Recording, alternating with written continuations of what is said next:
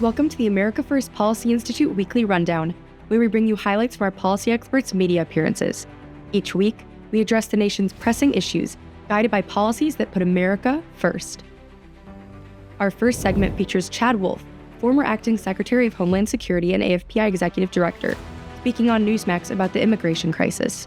Chad emphasizes the need for immediate reforms to stop the ongoing misuse of our immigration system. There's a couple of things that I'm looking at between now and obviously when he takes office in January. Are there any policy changes that the Biden administration is going to make? Is there any TPS designations or other things that are, again, going to encourage folks to come to the border?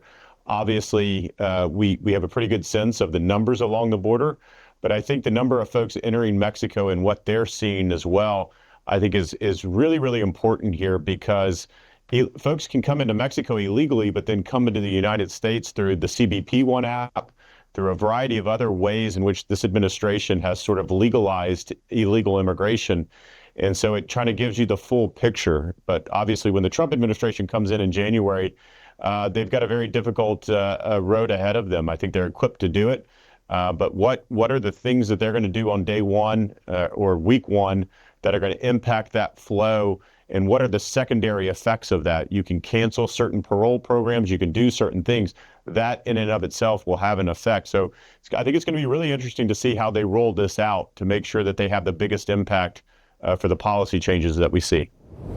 Next, Fred Fleitz, senior fellow at AFPI and former National Security Council official, appeared on Newsmax to discuss the collapse of the Assad regime in Syria.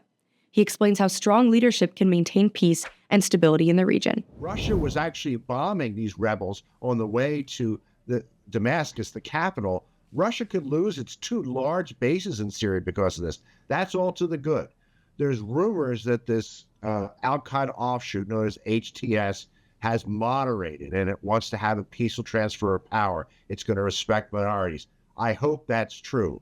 And the world is going to be watching. I think it's very significant that Netanyahu extended an olive branch to say, look, you can live in peace with us. We have no fight to pick with you. I think President Trump is indicating the same thing. So we just have to be hopeful that this is going to be a much better situation than we had with the Assad government.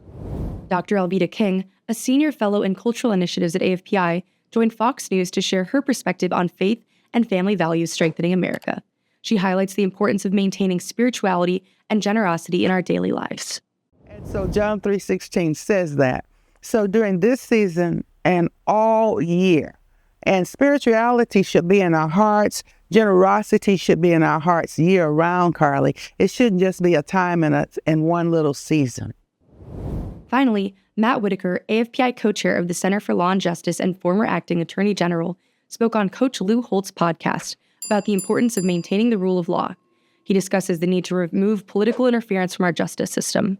Yeah, Coach, I think we really need to focus on having the people that investigate cases, quit getting leadership, whether it's the FBI or the Department of Justice, involved in the investigations and trying to run the investigations. You saw that all the way going back to the Mueller investigation, to the Hillary Clinton email server. Really, every controversy that's been screwed up by the Department of Justice or the FBI has been because leadership or somebody that shouldn't have been was stuck their nose into a case and tried to drive or steer it one way. Hunter Biden's another example of that case was screwed up because Main Justice. And now, with these cases against Donald Trump, I think a lot of that has to do with the Biden White House and the Department of Justice under Merrick Garland putting their thumb on the scale of justice and really trying to drive that and not sticking with the tried and true policies and procedures and the way we do justice in the United States of America. And that's what we need to get back to.